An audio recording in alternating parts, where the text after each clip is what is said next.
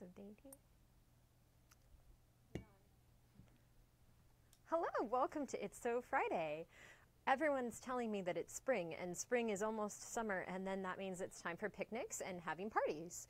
And what's perfect for parties but placemats and napkins? Now, I know you could just go to the grocery store and buy yourself some napkins, but how fun is that? When we're quilty people, we like to tell everyone we're quilty people with every single item we have in our house, right? So here is a quick, easy way for you to impress all your friends and all your dinner parties. We now have a placemat pattern and one napkin 3 different ways for your convenience / preference, because not everyone likes making all the napkins all the different ways. Alrighty. For more information about the fabrics that we're using, go ahead and check out the link in the profile. You'll be able to kit the projects as well, so make sure you check that out. Today we are going to be using this beautiful Essex yarn dye classic wovens. Now this is Essex based. It's 55% linen, 45% cotton, so it sews up like a dream. We have 3 different designs and a total of 19 SKUs. That was me checking my notes, which are conveniently behind me over here today. We also have these gorgeous fat quarter bundles, and this would make a great set of napkins. Alrighty, so when you check out our pattern, you'll see that it's written for the napkins 3 different ways. So you could choose to make a napkin with this beautiful frayed edge, which just gets more dreamy the more you use it and the more you wash it. Next is our double bound mitered corner napkin, which has this gorgeous sharp point of a miter. So beautiful. And last but not least, of course, we have our bound napkin, which is just a very standard, single-sided, but bound like you would bind a quilt. These are great projects to bring your kids in on because they require a lot of pinning. And if you trust your kids with pins, you could have them do all the pinning, and then you don't have to do it. Now, our napkin, or not our napkin, our placemat that we'll be working on today is also really fun because it's a double-sided placemat. So you can pick your favorite for the front, and your second favorite for the back, and a really beautiful print to tie them together. And then all you have to do is make a tiny quilt sandwich, quilt it up just a little bit, and you have this gorgeous homemade placemat for your next dinner party. As you can see, I've got my multitude of napkins. I'm one of those multi-napkin users, like just always need another napkin. You like tuck one in like a little bib, and then you carry one just like over your shoulder. And it's a great thing to have, just a lot of different napkins. So let's start with our placemat because you need the base before you can get to the napkins. So first things first, check out the link above for the patterns and make sure that you download the generic placemat pattern. This is going to give you your cut size and directions. So you'll note, if you read the directions clearly, which I didn't the first time, that the back fabric is 1 inch larger on all sides than the front fabric, and it's the same size that you're going to cut your batting to. So you will cut your backing at 16 by 22, and you'll cut your main fabric 15 by 21. So it's actually only a 1/2 inch on each side. My math was really great right there for a second. And you'll need a piece of batting 16 by 22 as well. Alrighty, let's clear our workspace. Oh, the tools you'll need. Get my handy dandy bowl. You're going to need a rotary cutter to cut your pieces, a seam ripper, very important for this episode, a fabric marking pen, always useful, pins, because like I said, a lot of pinning, and a ruler. I like to have one that's a square because I'm going to show you a neat trick for how to get your napkins square without needing a giant workspace and a really giant ruler. So now that we have those items, we're just going to set them aside because this is like one of those cooking shows where they like pull out a completely finished chicken already just to put it in the oven. I'm doing that. Look, these pieces have been magically cut for you ahead of time. They are perfect. I know because I did it myself. And so you'll take your base layer, which must have been the white one. Let me see. Or I didn't cut my thing the right size. Let's see. All right, you'll take your larger of your 2 placemat pieces and you'll lay it down first. Then you'll take your batting and lay that down on top of it. And they should be the same size, so you shouldn't see a whole lot of extra on any of the edges. And then just like you would baste a quilt, take your top layer and kind of center it between all of those pieces. Okay, so now you have a quilt sandwich like this. Now, depending on how much quilting you would like to do, you could baste this a lot, you could baste it a little. I didn't bring safety pins, so I'm just going to add a couple little pins here to hold it in place so it doesn't shift. And be careful when you do this that you don't stab yourself, because it's not fun when you stab yourself with a pin. It's just not. All right. And one of the easiest ways to stabilize this, I could use a hand real quick. Let's see. Oh, a hand, thanks. I like to quilt just straight down the center this way and straight down the center this way, because that will keep it that will keep it shifted, or keep it from shifting too much. So we're gonna go ahead and do that. Now, I'm going to widen my stitch length to maybe like 3.5 so that it's looks a little more decorative. And we're just gonna power on through. I'm using the lines printed on this side of the placemat to guide my quilting so that I don't have to draw anything extra on. And now that I have one guideline, I'm just going to go ahead and change to the other side and do another. Make sure that you pull out your pins as you go, because you don't want to sew over a pin. Okay. Pull these pins out, keep your pin cushion close by. Okay, so now I have two stabilizing lines that you can't really see, but they're there. And the reason you would baste is to keep it from puckering or bunching. And I did an okay job of basting that first time, but I'm going to try a little harder the second time here. So I've readjusted my pins.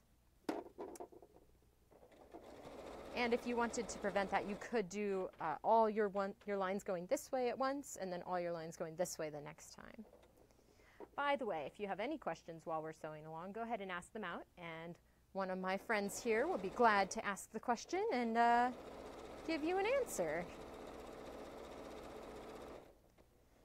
Now, I like my placemats to feel a little more loose, and so I'm not going to do a ton of quilting lines on them. Ow, ooh, see, stabbing you with the pins, not fun. Okay.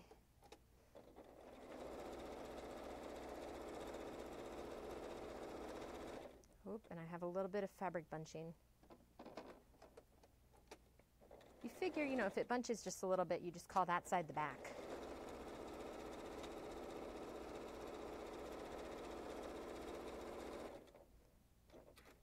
Okay, so now I have 3 lines of quilting, which you also probably can't see super well, but they are there, I promise. And it's just stabilizing this fabric. Remember that this is a free pattern on a Robert Kaufman website, so you just have to look up the link above this post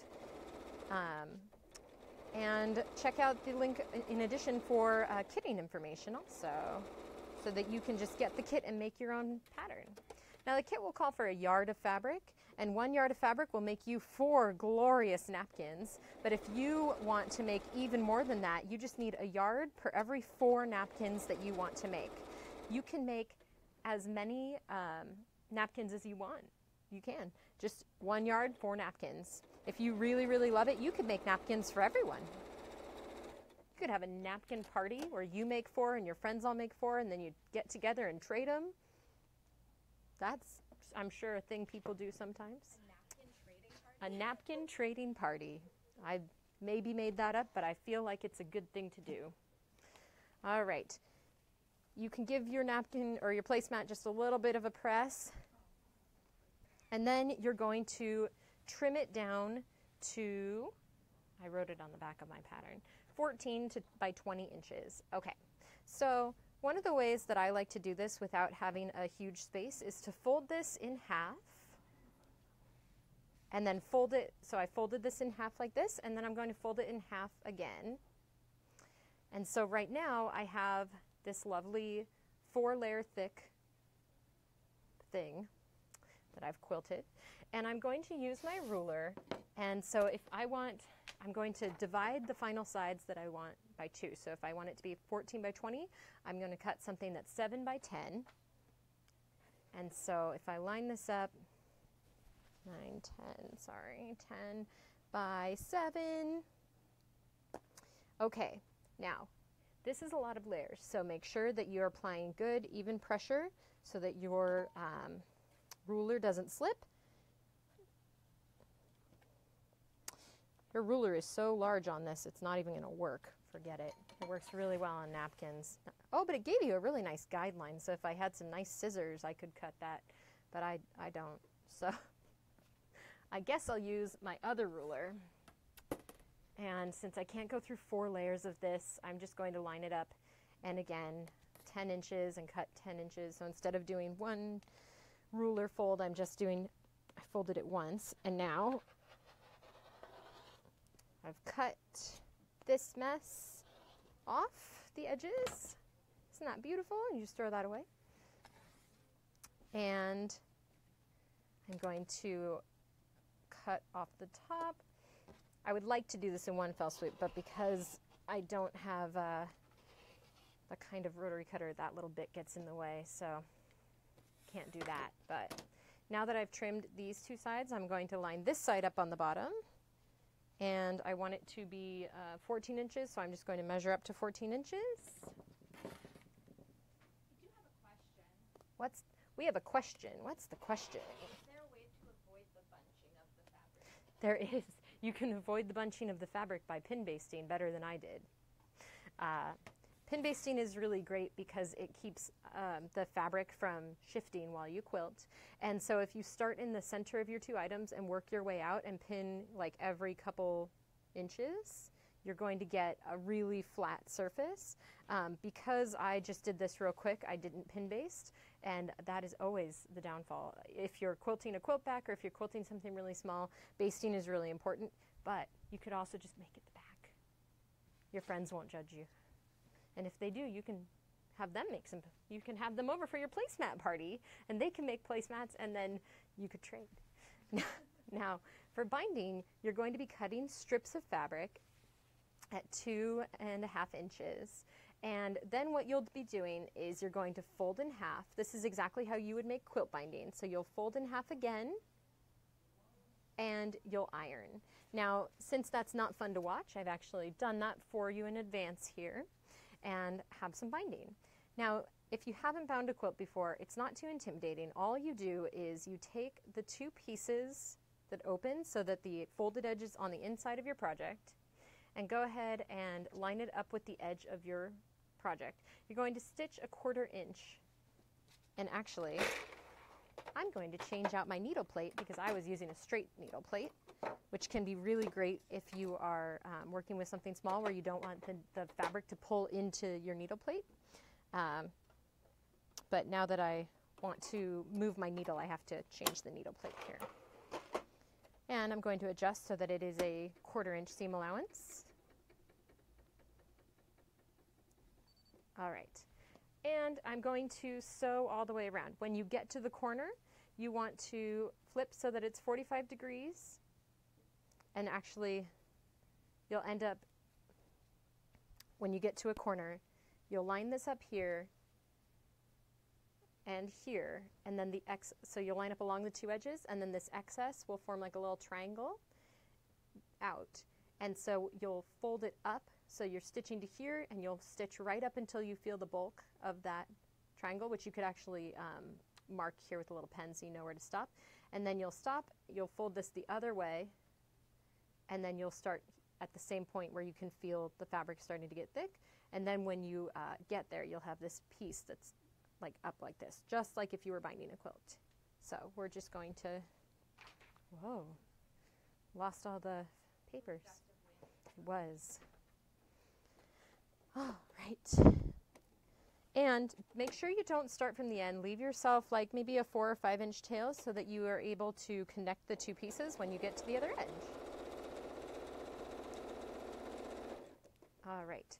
So I'm getting to that corner, so I've pulled the fabric so it's rounded the corner. I'm holding up that little piece of fabric and I'm going to lay it flat so it should, when you fold it down, it should go all the way to the corner, flat.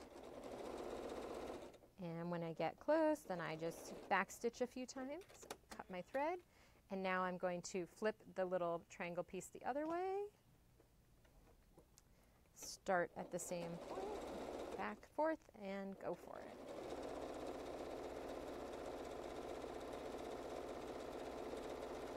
If you're nervous about binding quilts, this is also a really great way to practice your binding, because if the placemat binding looks a little funny, it's okay. You know, it's a lower risk investment than if you bind a whole quilt and it looks a little funny. So great way to practice.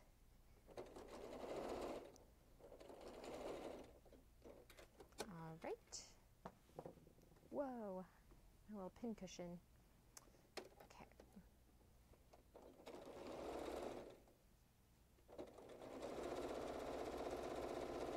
And we're sewing.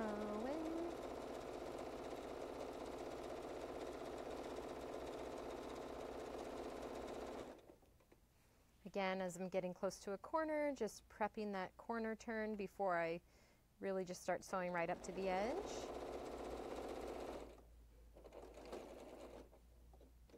Okay. And turning the corner again.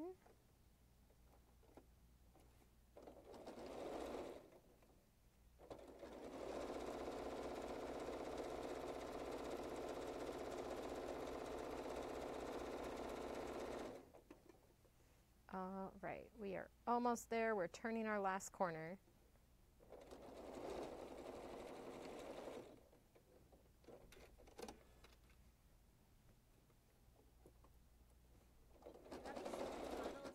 I just love making placemats and napkins. Yael was asking if I had so much fun. She's just teasing me because she knows I don't actually have placemats or napkins at home. In fact, I need scissors. Do you have scissors? The yellow scissors, they're right there, I can see them. I don't actually even have like a table where you can sit down. My husband and I live in this like really tiny apartment. And, well, it's a little house, but it's very tiny. And so we have like a standing table, and that's what we eat at. So, all right, to join your pieces together, you want to overlap the pieces by 1/4 inch. So if you take your marking tool, I only have giant rulers on me today. I don't know why. And go ahead and just mark. Oh, my hands are so helpful today, just smaller rulers. Go ahead and mark a line. And I'm going to just cut that. And then I'm going to lay the other piece underneath and mark where that line is on the second piece. But then I'm going to measure in 1/4 inch from that and mark a second line so that you have your seam allowance, and that's the line you're going to cut. So now you have these things that just, like if you look at it up close, you'll see that they overlap, by just like 1/4 inch, which it's really hard to see like this because it's bending, but trust me, they overlap 1/4 inch. So now you're going to sew these pieces together, right sides together, which is why you wanted to leave yourself some room, because if you don't leave yourself room, you don't have enough room to move these pieces and stitch the 1/4 inch. All right, so this is another place where it can be really helpful to pin, since they tend to want to slide around, especially with the bulk of the placemat in between them. But if you've watched Sew Fridays before, you know how I feel about pinning. It's not favorable. I like to just go for it. All right. And now that you've sewn that piece, you're just going to go ahead and continue sewing your binding down. Okay, so now you have your binding attached all the way around. And this is where it can be really helpful to have wonder clips, because you're going to look at your back of your placemat here and fold this binding over. And if you're pinning, you could pin. If you're binding with wonder clips, you could do that. Now, I like to make it so that I'm using like a white thread, which of course I'm not right now, and stitch here so it looks decorative on the top, and then the white would disappear on the back here. But if you really want to catch both of the blue here and the blue on the other side, you need to fold your binding over so that it's just at that line of the stitching line that you just made. And that way when you stitch, it should catch on both sides of the placemat. Because I don't have my wonder clips, because I forgot them at home, I'm going to go ahead and sew like this. Or not sew, I'm going to pin. I'm going to pin. So many pins. When you're pinning, make sure that you pin all in one direction, and ideally the way you're going to sew. That way when you're sewing along this way, you can pull the pins out as you go. Ow. And be careful not to stab yourself, because it doesn't feel good. All right, I'm going to skip the corners for now, so that I can just get the rest of this pinned down. Now, if you haven't bound a quilt before, I think we talked about this last Sew Friday, but you'll see when you get to your corner that one of the corners is like a taller bump here. That's because the fabric is on this side, So now on the other side, you'll want to take the side that had the most bulk and lay that side down first, and then bring the other side to the point, because now this fabric bulk is on the right side and the opposite is on the back. And that'll keep your napkin from getting too heavy, or your placemat from getting too heavy on one side or another. I have a couple questions for you. Okay. First of all, when do you expect this fabric in stores? That's a great question. When do we expect this fabric in stores? You should check out the Facebook post, because it will tell you. I don't know. Now. She was like going like this. I was like, read Facebook. Right It's now. It's shipping to stores now. You can get it now. Great work. And do you pre-wash? Linen is a great one to pre-wash. We actually just shared some interesting linen information with Pink Castle Fabrics. They posted a blog post about linen and how you can care for it. It does shrink, so for your napkins, it's not a big deal if you don't want it to, if you don't mind it shrinking and wrinkling a little bit. People are going to wipe their food mouths on it, so I think it's okay if it shrinks there. But if you were going to make a garment out of this, you would definitely want to pre-wash, because it might not fit after you wash it. So like you would a regular linen, but I would say yes, I like to pre-wash. All right, I'm continuing my pinning journey around the placemat. It's quite the experience. Were there other questions other than the ones that I didn't know the answers to? Nope. All righty. Okay, so we are pinning. We're getting there. Whew. All right. Okay.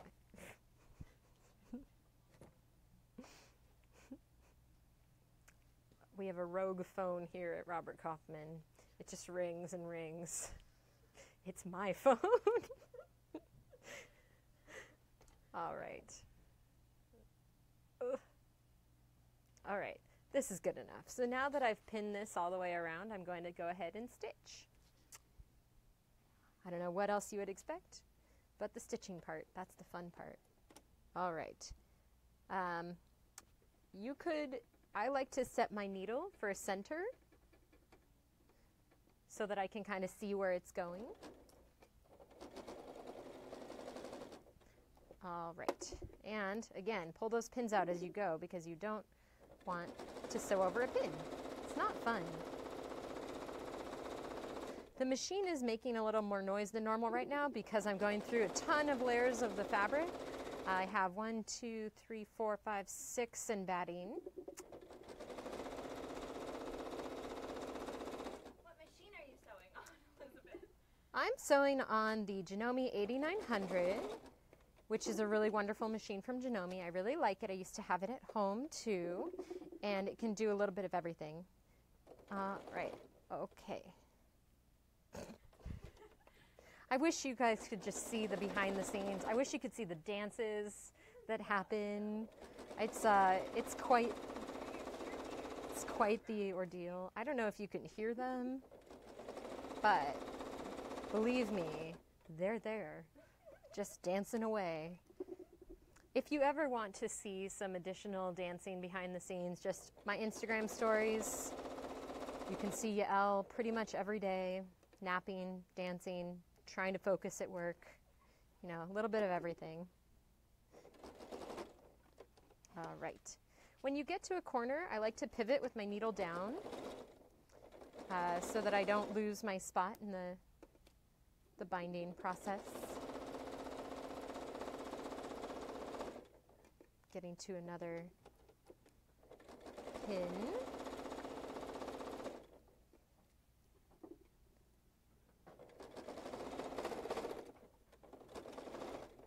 Whoa, it's shifting on me a little bit. See, you can kind of take this a little slow so that you don't accidentally go off the edge of wherever you're trying to sew. All right.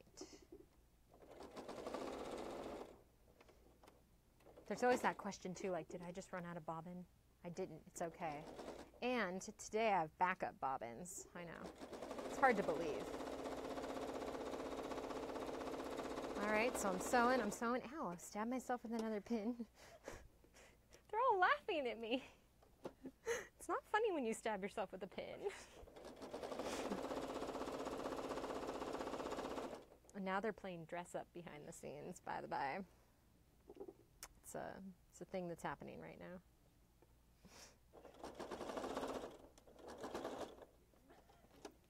now. Okay, and we are almost done. I can see the end. Okay. We've gone ahead and finished, and we have this gorgeous placemat. It's bound and everything. It's a little poofy, but remember, if you pin based better than I did, you've got this. And you can make a whole bunch of these. You could have so many placemats. I think with a yard, you could have 4 placemats. I think that with 1 yard, 4 placemats. Isn't that something? I only have 3 right now because I haven't used my whole yard. Get right on that. Just can't wait to make more placemats off screen. But for now, let's get to the exciting bit. We are gonna make napkins. Oh, love it. So excited, I can't wait. Okay, all right. While we're at it, let's talk about the one of the easiest once you know how to bind napkins is just taking a piece of fabric and putting binding on it, just like we just did with the placemat. If you wanted to get really fancy, you could put 2 different pieces of fabric back to back and just bind it all the way around. I did not get really fancy with this. I was just straightforward. But if you were to do that, you would need 2 yards of whatever to get 4 placemats or napkins. All right. Now, the only tricky thing about this is that the linen is pretty lightweight, and it's hard sometimes to get the binding to line up super nice and crisp and not mess up, but we're going to try. Okay, now, when you start with your yard of fabric, and you're sitting there going, how the heck am I going to cut this straight? I don't know. I'll tell you. Okay, I like to tear my fabric to start with, and so let me find my directions so I can remember what size napkin I need to cut. All right, frayed edge version, nope. Double fold, binding version, all right. From the binding version, cut 16 inches square. So, I'm going to take my fabric and I'm going to roughly measure like a little over 16 inches, so I'm probably about 17.5 inches. Just gonna nick the fabric in from the selvage, and then you just tear. Isn't that exciting? Whew, fabric dust everywhere. Maybe, I might sneeze. All right, wow, that was an idea. This gives you, when you tear your fabric, it does pull it on that grain, so you know it's straight. However, it could warp your design, so you don't want to tear all of your fabric. Like quilty fabric, you probably don't want to tear. But this one, I'm leaving myself room for error. So again, I'm cutting it bigger than I need, and I'm just going to tear again. All right, now I have this square of fabric. I'm going to give it a quick press with my iron. I'm using an Aliso iron, which is really fun if you, well, it's just really fun. It's smart, so as soon as you touch it, it sits down all by itself. And it's great if you have arthritis or something with your wrists where it's hard, the repetitive motion of picking something up. All right, so you have this square of fabric, and this we're going to do the foldy trick that I tried to do last time that really didn't work. So we're going to fold it in half, then fold in half again. Oh boy. We tore the fabric. There's fabric dust everywhere. I'm sorry. All right. So we wanted a 16-inch square, so half of 16 is 8. And so we are going to take our rulers and using 8 inches, line the 8 inches up on both of the folded edges, and then just go ahead and cut that off. And you look, you have, if I can open it, a really beautiful 16-inch square. It looks so great. It was so much easier than having to like clear 16 inches off your cutting space. Who actually has 16 inches of clean cutting space on their table? Like at my table at home, it's probably like maybe 18 by 7 that I work on because I don't have time to clean my sewing space. All right. Then of your binding fabric, you're going to cut again the 2.5-inch strips, and you're going to fold them over in half and iron.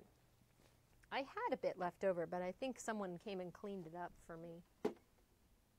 Oh, thank you. That hand is really helpful. Okay, we're going to do the exact same thing we just did.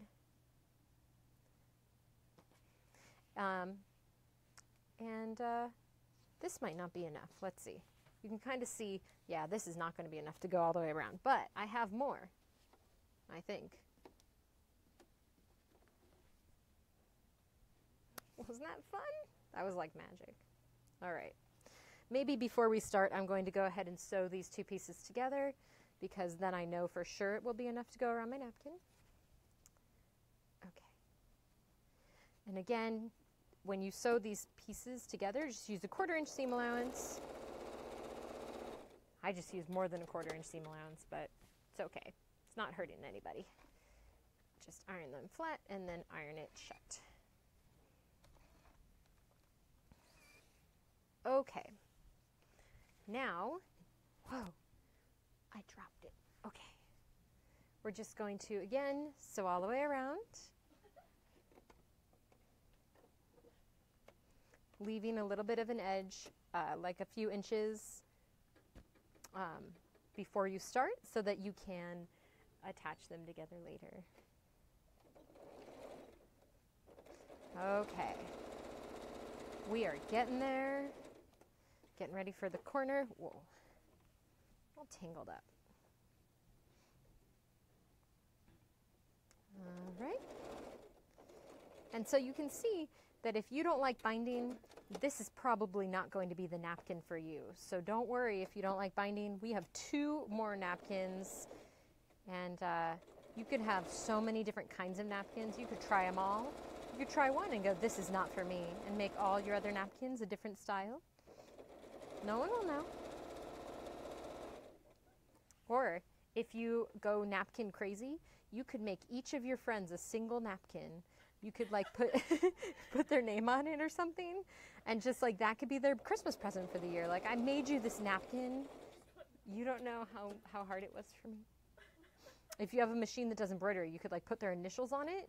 Like if I was giving it to my boss, I could have it not even do her initials. I could make it say Kyle, and then she couldn't give it away because she couldn't regift because it's a napkin that says Kyle on it. That's just an idea.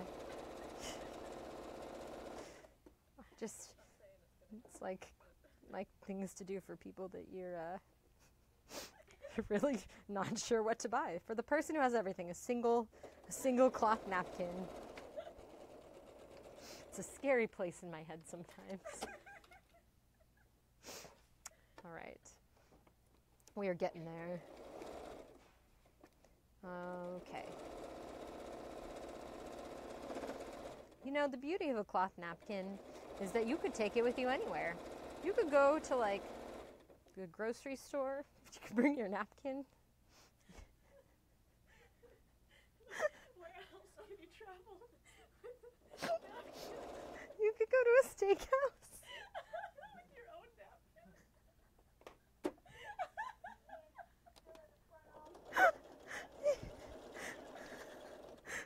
I know it's like not good form to laugh at your own jokes. But I haven't slept a lot this week because Quote Market is coming up, and apparently this is what's going to make me go crazy. The napkins.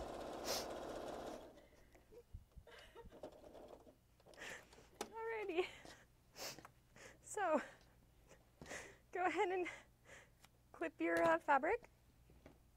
Okay, now you're going to again do that overlap thing and mark with your line where the fabric edge hits, and then use one of your rulers, add that extra 1/4 inch, and go ahead and trim that.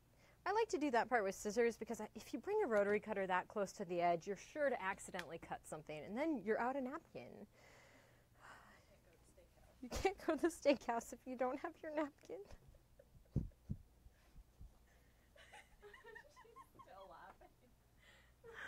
Oh boy. Where's Quilt Market, Elizabeth? This year, Quilt Market is going to be in Portland, Oregon. I have been before. I was going to say I've never been, but I totally have been before. I'm really excited about it. I've been spending my days looking at restaurants. Seriously, looking at restaurants. It's hard to find restaurants that can take like 20, 25 people for dinner. Okay, now you're just going to go ahead and finish that napkin.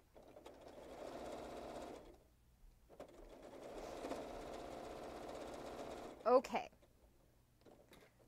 We have officially half bound this napkin.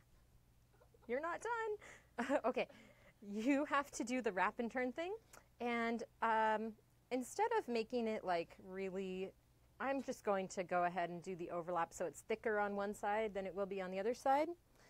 It's a visual preference thing. You could kind of do whatever you want on your napkins because they're your napkins, and you made them yourself. And if anyone comments and says, you know what, that doesn't look like the napkins that I bought at Target or something, you could be like, these are handmade. I made them myself.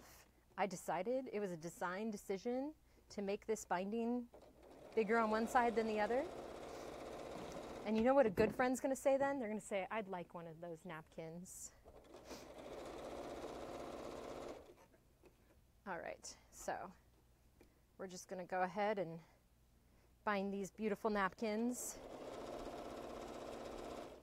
Now, since I'm making the binding thicker on one side, you will be able to see the stitching line on the opposite side. But I just go back to the fact that this is a napkin. You're going to use it to wipe your face, so it's okay.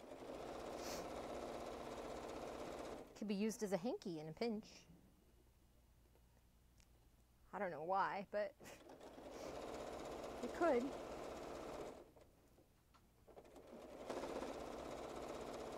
The most important thing is just to make sure you're catching your binding so that it is staying put. Okay.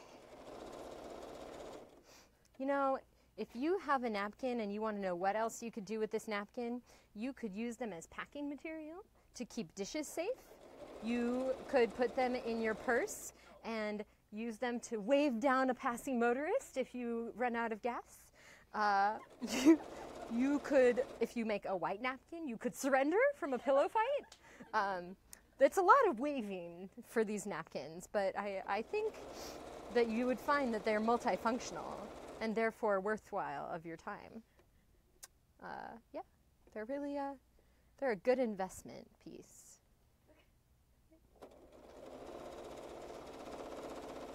Sometimes, like if you just have them at your house, you could wash them and put them in your towel drawer and never find them again. And then when you want to find them, you could go, I don't even know where the heck they are. That's where my cloth napkins are at my house. Sometimes they also end up in my sock drawer. And I'm like, why? Why? You're not a sock. You're a napkin. But it goes back to like not having a kitchen or dinner parties. I don't have anyone to impress with my sock napkins, with my cloth napkins here, so I just don't. hang out with them. You know, if you're eating popcorn on the couch, this is a really great, you could put the popcorn in it. It won't dissolve. I'm sure you could think of many more uses for napkins. I would love to hear your uses for napkins in the comments. All right, and just like that, you've got a napkin. Look at that, so good for waving down passing motorists. Okay, give it a little press if you want it to be like a polite napkin that's nice and like well pressed. Okay. That's a napkin. All right, that is one napkin down. We still have 2 more to go. Oh my goodness. All right, let's next talk about one of my favorite kinds of napkins. Now this napkin has a mitered corner. When I made these, I didn't know how to do mitered corners, so I did them wrong. So I'm going to visually show you about mitered corners. Okay. Mitered corners are really, they look really great and they're fun. And once you learn what you're doing, they're really easy and not so bad. When you don't know what you're doing and you're trying to do it, you get really upset and you can throw some things. It's been known to happen. So let's show you about this. The first things first is you need to cut your square. I haven't done that yet. So I'm going to do that first and then I'll tell you about the rest of it. It wasn't really first things first. Okay.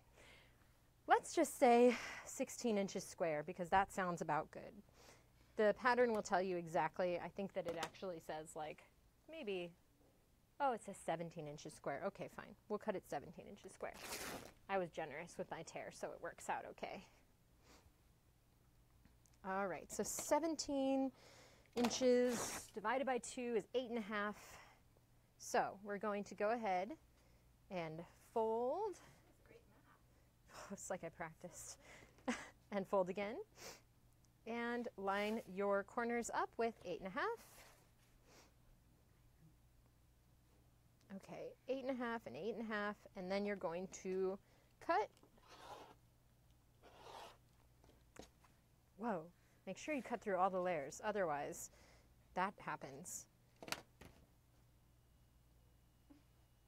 What the heck did I do? Okay, I just didn't rotary cut enough. Okay, so now you have this beautiful 17-inch square napkin. And I'm going to press it real quick. This is a game of pressing for this square napkin. It's very important to press. It just is. All right. We are going to show you with this paper because it's kind of hard to see in fabric form first. This calls for a 1/4 inch turned under and a 1/4 inch turned under again. But if you're just trying it out, give yourself a break and just do 1/2 inch. You'll feel a lot better. And once you get the hang of it, then you can finagle with those 1/4 inches. You're going to fold in your 1/4 inch or 1/2 inch and fold again your 1/2 inch. Now every time you fold, go ahead and give it a really good iron so that you leave a nice crisp line. And then you're going to fold again and iron again. So now you'll have 2 really crisp lines. Then at the corner, fold this side again, press really good, well, press well, and turn again and press again. Now you will have this little contraption here, this little 4 squares. All right, you're going to cut from here to here, so you'll cut off 1 complete square and 2 half squares. Okay, so just for showing you, we're going to go ahead and cut. All right, now once you've cut that, the next step will be to turn this under so that this point here, hello, that point is going to be the point where you turn under. And what you'll be looking for will be when you've done it correctly, then the pressed lines will line up here and here. Okay, that's that. And then you'll turn under once and then turn under again on the lines you've already done. Turn under and turn under. and you have like a really beautiful mitered corner. It's really beautiful. It's not that hard. It took me like 20 times before I could finally do one without being like, "Rah!" So, just saying, give yourself a break if it's a little hard. It's a little hard. So, we're gonna come over here and see if I can do it right for camera. So, I'm going to turn under, and I'm giving myself like a 1/2 inch because I don't trust my ability to eyeball a 1/4 inch effectively live on camera. And I'm going to turn under again a 1/2 inch. And really pressing it very well. Then you uncurl this, turn the edge, and do it again on the next side. So you'll do this on all 4 sides. If you want to practice before you break into your like fancy napkin material, you can practice on any little square of fabric. So I was using cotton earlier to practice because I had a fat 1/4 of something else laying around. And yeah, I was feeling okay about it before I started this venture. We'll see.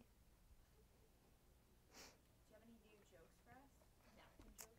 New napkin jokes. I don't even know. I used up so many good napkin jokes on the last one. I don't know. Do you have a napkin joke for me? I have no napkin. They don't have napkin jokes either, guys. I'm sorry.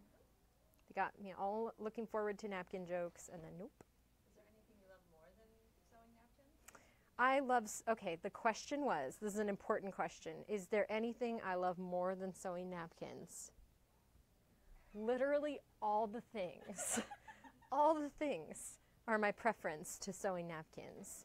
I also am averse to doing laundry more than I have to, and so I think that that's maybe part of it. Also, for all of you lucky people with a laundry room in your house and you can just like not even go anywhere and do laundry, you're so lucky. I have to go to the garage, which is still better than people that have to trek to a laundromat because I don't know how any laundry ever happens. I would just buy new clothes. There's that. But anyway. You have to wash a cloth napkin every time you use it. At least I think you should. I guess they're your napkins and you can use your best judgment on how often you want to wash them. However, all right. So now that I've pressed, I'm going to check my points, point to point, and cut. And it is important that you're not wrong about your points. Because I was wrong about my points yesterday. And Julia, my friend, just kept saying, "What the heck did you do? You're looking at the wrong points. Those aren't the points." So the points are important.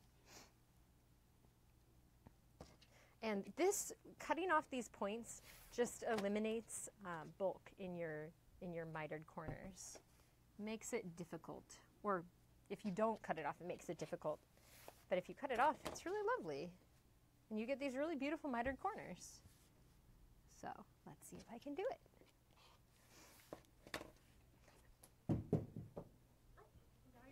All right. So now that I've cut this off, I'm going to turn under. And instead of going to my ironing board like maybe I should, I'm just going to finger press and pin. I don't need it. It's okay. Oh, I might need it. Oh my goodness. I was like, she was thinking about bringing my ruler back to me. Thank you, hand. Okay. So that's not totally right. Okay. That's looking much better. What a beautiful corner, kind of. All right. Precision is important here, but you can see that I did one. It's like, it's really exciting. Go on to the next here. Technique are you working on right now? I'm working on a mitered corner. What's your favorite kind of cloth napkin? My favorite kind of cloth napkin is a paper towel.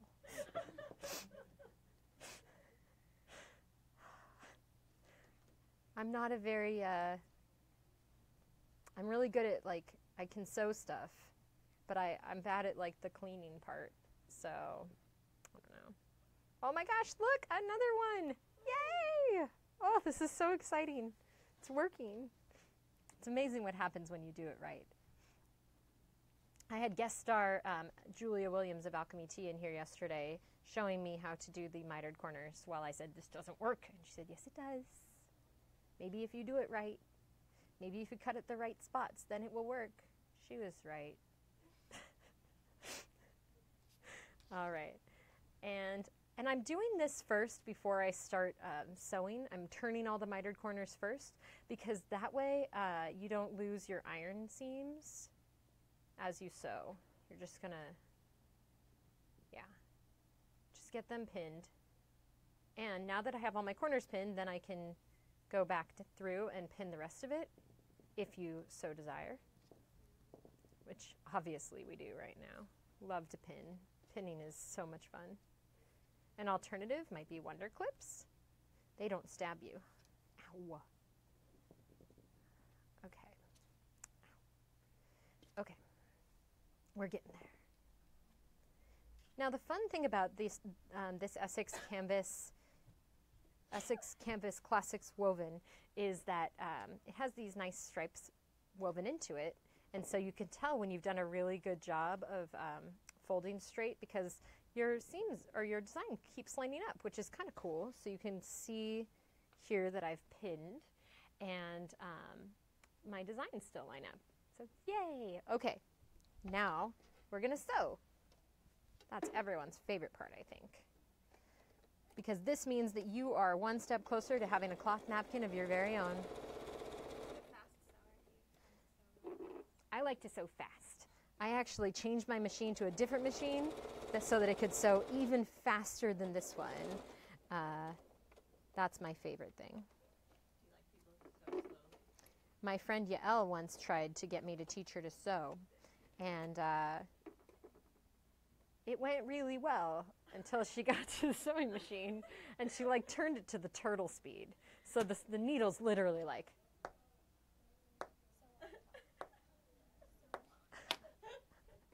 And so while we're doing that, while the needle's like barely moving, Yael's going like this with her fabric. And I'm just like, this isn't the 405. Like, what are you doing? Stay in the lane and just go straight.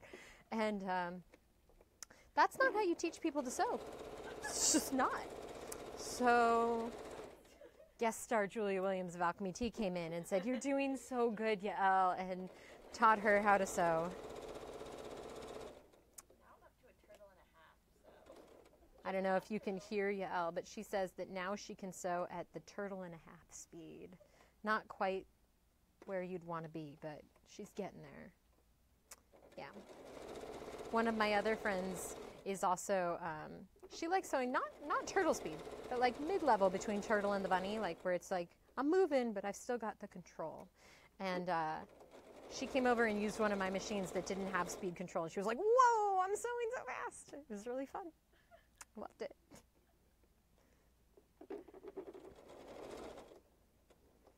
Right, when you get to your corner, I'm lifting my foot just a little bit and turning it maybe like 45 degrees so that I catch both sides of this corner since it does have this loop here. So I just want to make sure one stitch is here and the next stitch is on the next side of it.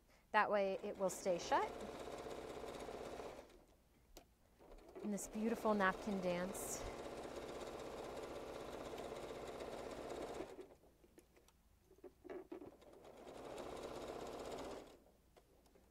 All right, there we go. Needle bumped to the next one.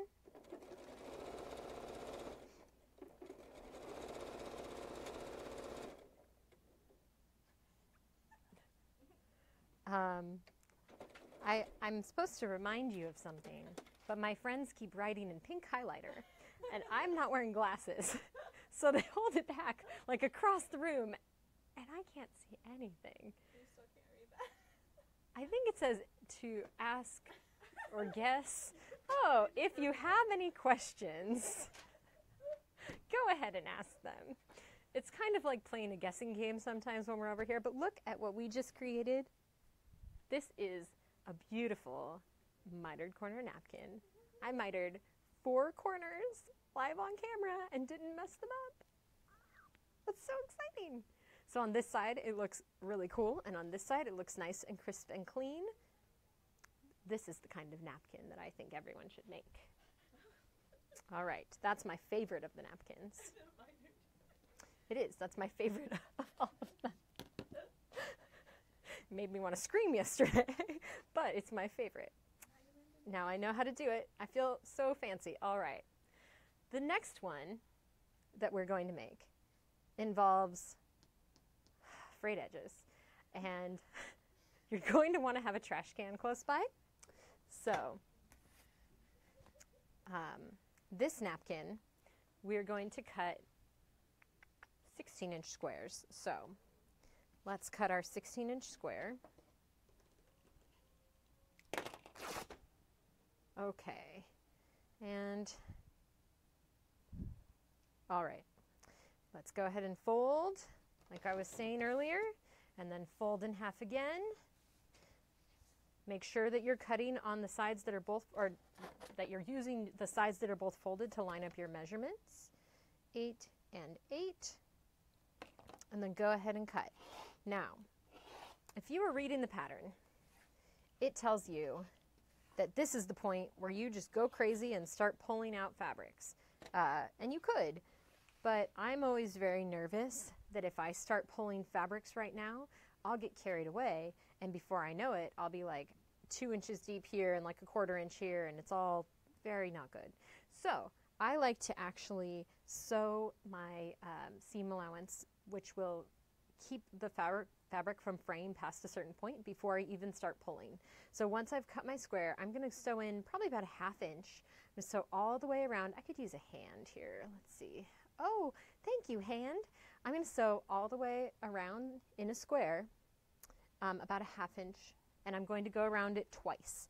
Now, the reason I'm going around it twice is because the first time you do it,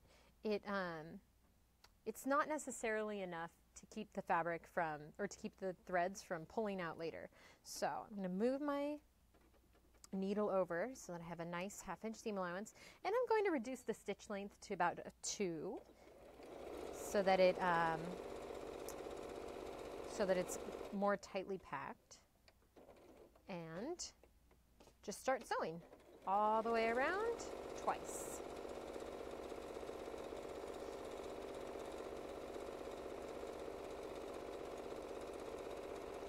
Okay, we are sewing. We're going to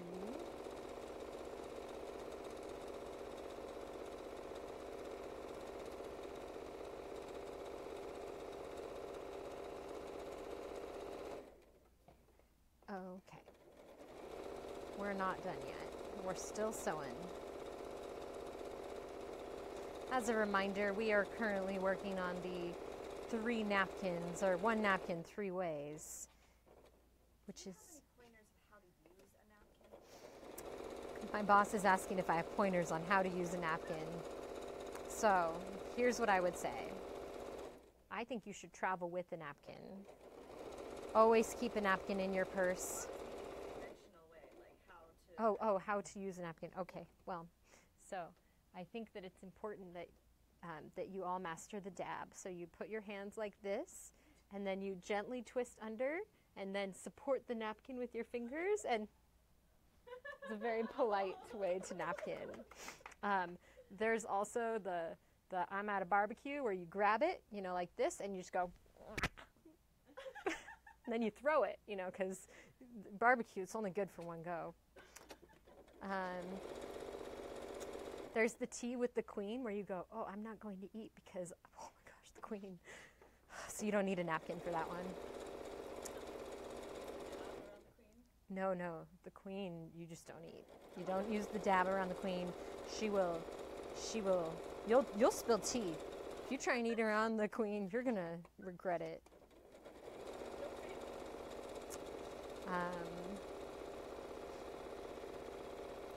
I've already showed you the I'm at home and I'm comfortable, which is, you know, just tucking it in right there and just like a bib.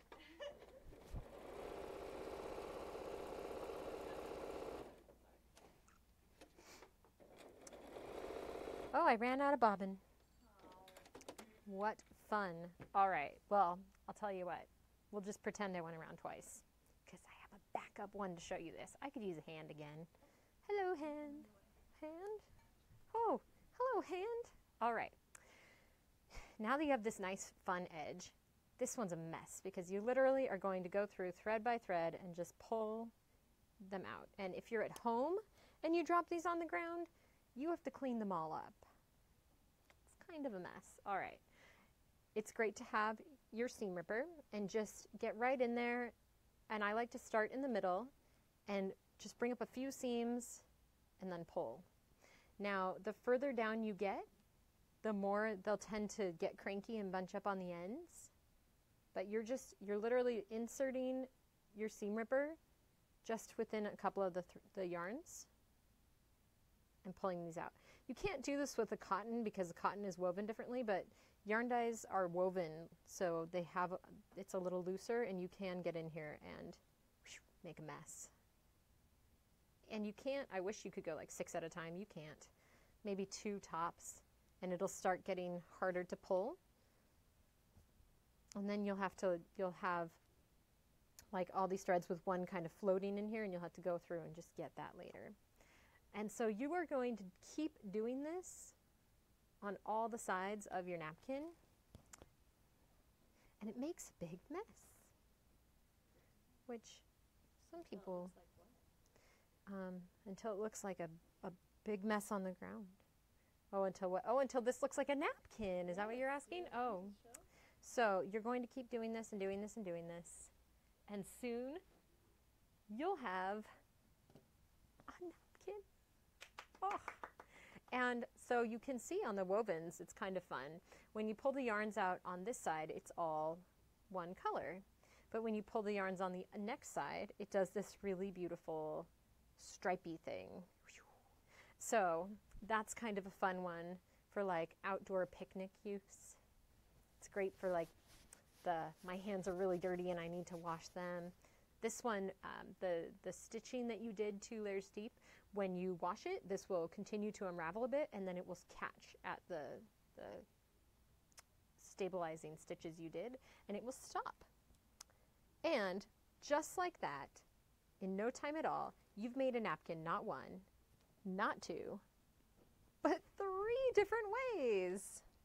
That's so exciting. Thank you for joining us for this Sew Friday. Don't forget about our friend the placemat. We hope that you check this out, check out the description, and check out kits where you can buy enough to make your own set of placemats and napkins and have a napkin party with us. So all the information is on the profile, and happy Friday, guys!